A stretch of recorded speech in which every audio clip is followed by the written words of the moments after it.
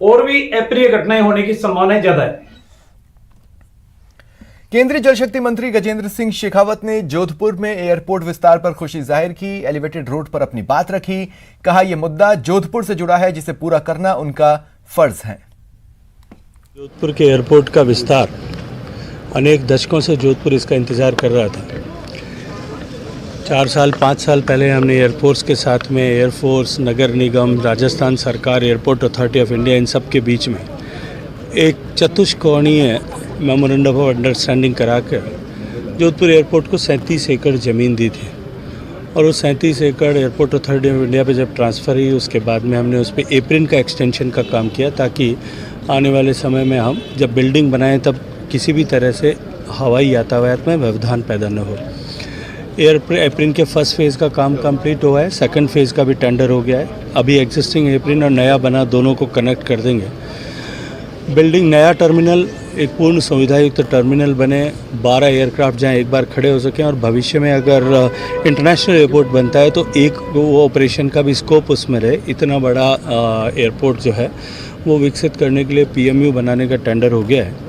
26 अप्रैल तक tender execute होगा। मुझे लगता है कि आने वाले 1-1.5 साल में हम इस बिल्डिंग को कंप्लीट कर पाएंगे।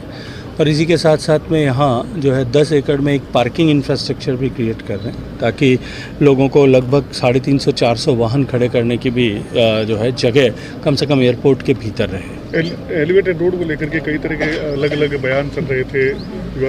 देखिए, जब एलिवेटेड रोड माननीय नितिन गडकरी जी ने पूरे राजस्थान के अधिकारी, सांसद, मुख्यमंत्री सभी के सामने इस बात का तय किया था कि एलिवेटेड रोड हम बनाएंगे।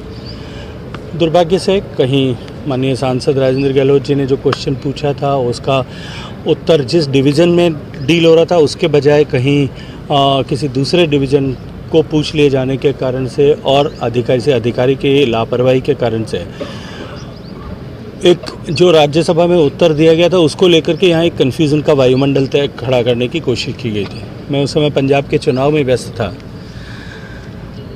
यहाँ आकर के कुछ मेरे विपक्षी पार्टी के मित्रों ने भी, नेताओं ने भी यहाँ आकर के कई तरह की बयानबाजी उसको लेकर के की। आप मीडिया के चैनल्स ने भी कई सारे प्रश्न चैनल खड़े करने की कोशिश की। मुझे कटघरे में खड़े करने की भी कोशिश की कि मैंने झूठा वादा किया। न तो मैंने स्वागत करवाया था, जोधपुर के लोगों ने जिस उत्साह के साथ में स्वागत किया था वो इस बात का परिचायक था कि जोधपुर के लोगों को इस विषय को लेकर के कितनी प्रसन्नता है। हजारों लोगों ने एक साथ मिलकर के इस तरह का जो है अपने स्व विवेक से, स्व प्रेरणा से इस तरह की प्रतिक्रिया दी थी। निश्चित ही कहीं किसी न किसी के मन में उसके कारण से व्यथा हुई होगी, लेकिन मैं उस दिन भी कॉन्फिडेंट था। बीच में जोधपुर प्रवास के समय आप सब मित्रों ने कहा था, तब भी मैंने आपसे सिरोही के